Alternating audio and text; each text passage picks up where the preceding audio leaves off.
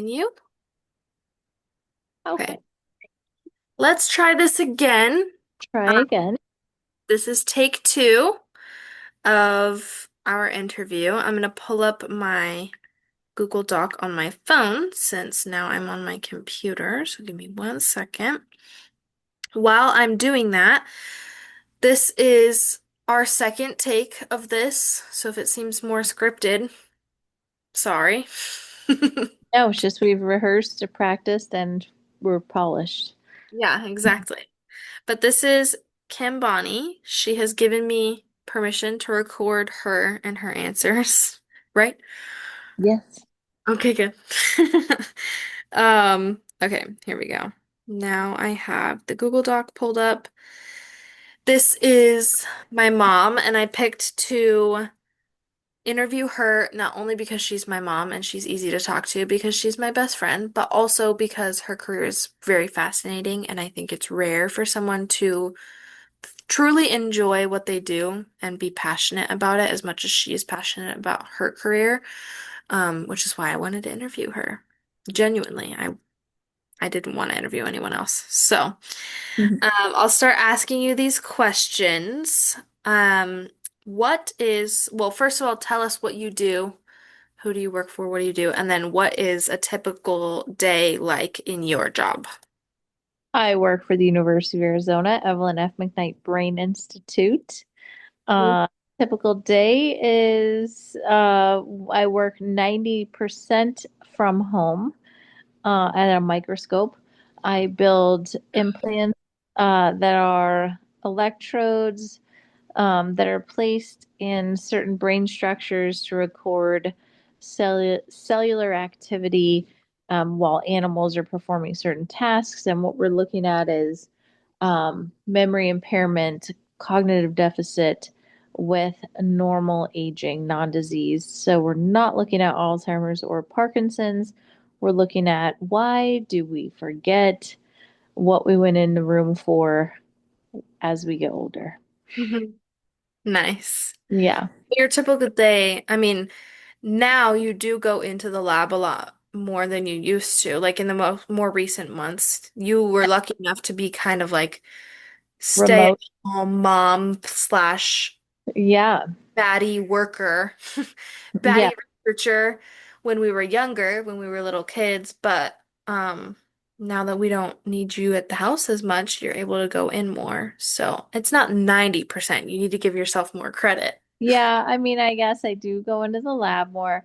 When I go into the lab, I'm working with anyone from undergraduates to admin to vet staff, inspectors, um, anybody who we collaborate with. And yeah, it's really fun actually. Like I enjoy working with all different levels of people and problem solving. And um, it is exciting to be in the lab, Yeah. see people um, get eager and happy to do everything that they're doing. And then I just also love animal behavior. So I love working with the animals and seeing them perform their tasks and, yeah, helping in all the aspects of that. Yeah, they get to play and swim, and you get to clean out their dirty poopy water. Yeah, poop soup. Poop soup. I'm gonna ask you the next question, and then while you start answering it, I'm gonna grab my computer charger because she's about to die. Um, let's see. So the next one on my list is this career what you expected to work in? Is it what you pictured yourself doing? Which I know the answer. It's a good one. I'll get Yeah, my computer charger. not picture myself working in this career field. I thought I was going to go into biopsychology or go to medical school. Started down the path of both of those, and neither one just fit me right. So I continued to push on the things that felt right and stuck my foot in the crack of the door um, when an opportunity presented, and I've been there ever since. And it has allowed me to raise you kids, be at home and be a presence with our family, but also be a pretty big presence in my career field of neuroscience. So No, I did not think that this is where my career would take me. I am super excited, satisfied, and happy with my career. Uh, if I could change anything, I would be more in the OR, and of course, I would make more money. I Everyone would, wants more money. yeah, I wouldn't be at the mercy of grant money.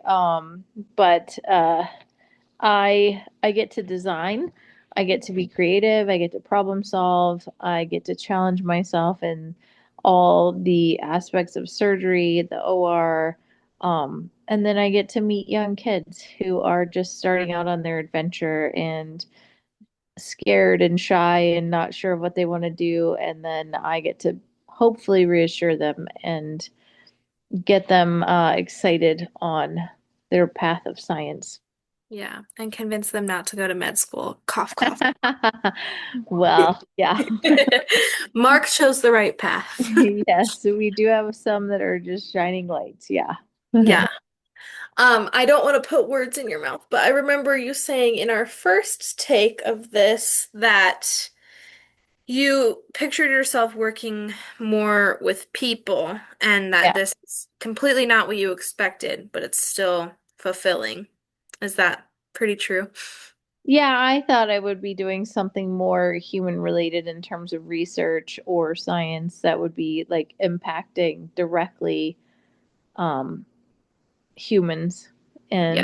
and yeah, working in an animal model that is several steps away from anything that would be implemented in humans is not necessarily what I pictured, but um, I view it as an opportunity to open more doors, and I have a lot more to offer. I'm definitely not done in my career, and Yeah. should this be the place that I need to be in right now, I'm happy with that and not counting out or ruling out what the future holds, which is something that could be more beneficial or impact humans. hmm Yes. And we talked more about that based off of a different question. So I'm sure we'll get back to that. But just knowing that you were able to pivot, even though it wasn't exactly what you expected for your career, you were able to make something amazing out of it. Yeah, And that's definitely good motivation because yeah, I and have it also no took me idea what being I'm a little bit doing. more driven and determined and stubborn. hmm There were things I could have settled for that I did not. So, hmm um, yeah, that would be my advice is like if there's something you really want, don't settle. Yeah. Yeah. Okay. Next question. What is your favorite part of your job? You kind of answered this already in some of your previous questions of like working with all of the different people that you get to work with, but I love being in the operating room. So, yes. of the challenge of being pristine, precise, present, problem solving, and then working as a part of a team. hmm Yeah, I love the OR. Yeah, definitely. Okay. What skills did you learn in college or in early jobs that you've continued to use throughout your career? Yeah, this one I said earlier, I Yeah. learned most out of waiting tables, bussing tables. Yeah. So you don't walk out on the floor empty-handed. You always have a water pitcher in your hand with a tray so that you can pour waters in clear plates. And Yeah. you have to multitask always, always, always. hmm And that has served me well in bussing tables, in being a mom, in being a researcher. You just have to always be thinking about what the next step is and what can I do to be more efficient. Yeah. And you said something that I actually did write down during our first meeting, oops, was that you should prioritize. So if there's something that's Yes, stressing you out and something that is needs to be done urgently, you should focus on that, put your energy into that, and just back burner the things that don't matter for now. Like you just correct. need to know what actually matters and what your time is going to be well spent doing. Yep, prioritize the thing that is going to be, yeah, taking your focus or distracting Mhm. you. Even if you think, oh, well, I could do that later, if it's going to be eating away at you, just get it over with, and then you can focus on the other things. Yeah, Yeah. absolutely. Absolutely. And then the next question that I had, this is our second to last question. Thinking back over your career journey, was there a time that you messed up or felt overwhelmed, and how did you bounce back? Your answer to this in the first meeting was really good, so I'm excited to hear it again. Oh gosh, I don't know if I remember the first answer, but I um, can help if you need. yeah, yeah. I think, thinking that I was going to be a certain thing or that I was expected to be a certain thing. My dad expected me to go to medical school, or um, I thought that I would go to a specific type of research, and it's not necessarily what I ended up doing. Mhm. Um, and when I landed on the place that I landed on, it was not uh, in terms of like uh, uh, fine-tuned skills or motor skills. It was all about analysis and my ability to look at numbers and read data. And that's, I went in thinking, okay, I'm super confident I can do this job. And I got in there and realized that it was all color coded and I could not see color, Mhm. colorblind. So I thought, oh, well, let me pivot. What else can I offer these people? And they could see within a week of me being there that I was hardworking and I was adaptable. And so it was very stressful and very challenging. That, I got hired to analyze data in this fancy, neuroscience lab, and I couldn't meet my end of the bargain, but I pivoted and ended up offering them a lot more than Yeah. probably they ever expected. And here Yeah. I am 26 years later. Yeah. Boom. Yeah, Oh, yeah. You it also was. said, you said yes, that you're colorblind, so you couldn't like do what they needed you to do. And then you also said, that you've also witnessed some people that you view to be like in a higher rank than you also make mistakes, and you've just noticed that it takes accountability, which some of them do, some of them don't take accountability, but it takes just like owning up to it, realizing your mistake, and then just going back in the next day and being like, okay, well, like I Yeah, have to keep going. Like there's not enough. 100%. Yeah. 100% what science is and what life is really. Yeah. Yeah. Yeah. So when I realized that I had been hired to do a job that I was not going to be able to do, I ate a little slice of humble pie and said, "What else can I offer you?" And I offered them more than I think any of us thought was possible. But yeah, in all the years I've watched some very skilled, high-ranking people mess up, and they still created a story and made sense of it all and said, yeah, okay, this wasn't what I wanted it to be, but I'm going to continue moving forward. So keep Yeah. the train rolling. Yeah, Yeah. you have to. And you also get to. Just because you make one mistake doesn't mean it's over. Like you get to keep going if you want to. If you want to try and you want to put in the effort, you can. Well, and that's all of science, Yeah, which definitely. we are all, yeah, in life, we're all little scientists trying to figure out all of Exactly. what where we belong and where we're supposed to go. So, Yeah. yeah. Yeah, definitely. Okay, the very last question, but I have one more because I came up with this question naturally. I don't remember how it came up in the last part of the interview, but I want to ask that one too. So, technically, this is the second to last question. Is there something you wish you knew early on as a young professional that would have benefited you later on in your career? Well, I think that ties into what we talked about earlier, is that I felt like when I was young, I was not supposed to be making mistakes. And Mm-hmm. now, 25 years later, watching these high level, high ranking scientists say, "Oh, now I know I shouldn't have done that," or Mm-hmm. there was a better way to go about that. Mm-hmm. Um, I feel like if I allowed myself forgiveness of like I'm learning and was a little bit kinder to myself, um, it would have been I would have had easier days. Yeah. But I never have been one to go into work pretending like I know everything. I've always been one that is eager to learn, and I have no ego. I'm always the one in there saying, "Yeah, I don't understand this. Can you say it to me in a different way? Mm-hmm. Or can you teach me in a different way?"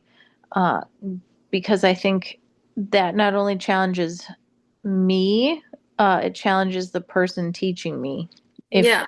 if you can't reach me in a place where I can understand, then are you really like a good teacher? Yeah. And all of the people I work with are amazing teachers, and they strive to reach everyone in a way that they can understand. So I wish I would have understood that earlier on in my career, and had the confidence to say, no, I don't understand. Tell me in a different way. Mm-hmm. Yeah, definitely. And then the last question that we kind of naturally started talking about was um, you and Dad are some of the only people that I know, just like in comparison to Grandma and Grandpa per se, they changed their career paths quite drastically throughout their adulthood, and you and Dad have kind of stuck true to what you know, and you love what you do. You're passionate about it, you're good at it. And so that's not necessarily like you don't need to change, you don't need to leave. But I wanted to ask you in the last interview, if you ever think about moving forward or changing direction, because in class, the class that this assignment is for, this interview is for, we talked about how often people change their career paths. And it honestly was shocking to me how many people change their career fields and just their jobs in general, like quite frequently throughout their life. And I think it was shocking mainly just because my main, like, role models don't really like dad has changed his job once and you have changed your job never. So, Yeah, but like grandma and grandpa, for instance, we were saying grandpa went from being an investigator, detective, in like espionage to like a seventh grade math teacher. So right. obviously a huge difference, but equally as fulfilling for him, and he loved both roles. So it just Yeah. is dependent on the person, and I wanted to hear your answer on that. So I'll let you talk finally. Yeah, I mean, I think it's a testament to my parents allowing me to explore uh, college, and always letting me know that they were supportive and had my back. Hmm. I know that they had big aspirations for me, and every parent wants their kid to be, the doctor, the lawyer, the judge, the engineer, etc. But ultimately, what my parents wanted was for me to be happy, Yeah. and um, I am so fulfilled in what I do, but when I think about pivoting or switching paths, it's still in science. It's just, could I be more impactful to human beings? Yeah. So, yeah, I have it in me. I mean, I know that I'm being called to do something greater, um, that could make a difference. So, I am not afraid of switching career paths, but for me, the switch of a career path is like a little bit of a pivot. But like, for some people, yeah, they make these major switches, and I think that's fine. There's nothing wrong with it. I just feel like I chose right the first time. Yeah, you got Um, lucky. I'm very satisfied. Yeah. You said Yeah. something that truly did really inspire me when we were talking about this last was that you feel like your story is just starting. And that's honestly really inspiring to hear because Yeah, it at doesn't 50 years matter. old, I feel like I'm just settling into me and Yeah. what I get to offer the world. Yeah. And I have offered the world, I mean, raising three kids has been my greatest success story thus far. And then you guys are going to go out and do all the amazing things that you're going to do, and that's incredible. But yeah, I feel like I have a lot more to give, and I'm really excited about it. Yeah. Which is so cool because for me, at the ripe old age of 21, I'm thinking about how my career is starting and I need to have it all figured out right now. But to know that my mom, who's been working in the same career field for longer than I've been alive, hearing her say that she's just now getting started and she knows that she has so much left in her, that's so inspiring because not only have you found something that you want to put effort into for as long as you can, like until you get burned out, like that's pretty cool to know that you love it that much and that it's like I'm capable of finding something that I can love that much and want to continue it throughout however long. But not only I would that, also say that there are years where it's cyclical, right? Like yes, we all which go is through peaks. normal. Yeah. And there have been times where I thought, "Oh my gosh, how is this going to be my career? Like I can't believe that I went from my junior year of undergrad, volunteering in a lab to like here I am 25 years later, I'm in the same lab." And there have been times where I thought, I'm not pushing myself or I just really don't like this. But like I have faith Hmm. and I trust the process. I trust myself. I'm loyal. And also think like I'm not one to fall into the place of feeling discontent. So Hmm. if I'm unhappy with two or three aspects about my job, I try and challenge myself to find four or five things that I do like about my job. Yeah. And if I can't, then that's a problem with me and my attitude, I think. Like I know I'm doing something that is exciting and the days aren't always like super glorious, like going cleaning out rat poop and scooping poop out of the poop soup and the things that you deal with geriatric rats and monkeys and people. Like some of those days are long, Yeah. but like the years are short where you're like, oh my gosh, we just spent 4 years collecting data on this one project and we just got published in a manuscript and people are super excited about it. That's super rewarding. And so Yeah. I think knowing that sometimes life isn't just hunky dory and not every day is going to be glamorous and exciting, but if you choose something that you get little bits and pieces of joy from Hmm. day to day, then it makes the years short. Yeah. You think, oh my gosh, I blinked and 5 years went by and I've contributed to something super cool. Yeah. And Absolutely. right now, standing on 25 years, it does not feel like 25 years. Yeah. It feels like you're just getting started. It feels like I'm just getting started, and I Yeah. am, and it's exciting. Yeah. And I'm Well, still learning, which is what we're all supposed to do. yeah, we all get to learn Ever, as we go. forever learn. Yeah, I think that pretty much covers everything that we talked about. I think the only thing we didn't talk about, which I don't remember how we started that topic in the last call, was that um oh, it was is there something you wish you would have known? Which I think I asked you that Oh, call, yeah, but you you did said ask me, and I said, I wish I would have known about engineering. yes, yes. Yeah, You said I wish I would have known I'm allowed to be an engineer I as a could female. have been an engineer. Yeah, Yeah. nobody talked to me about that in high school. Yeah, Yeah. and that's okay. I've made my own Yeah. path forward. Exactly.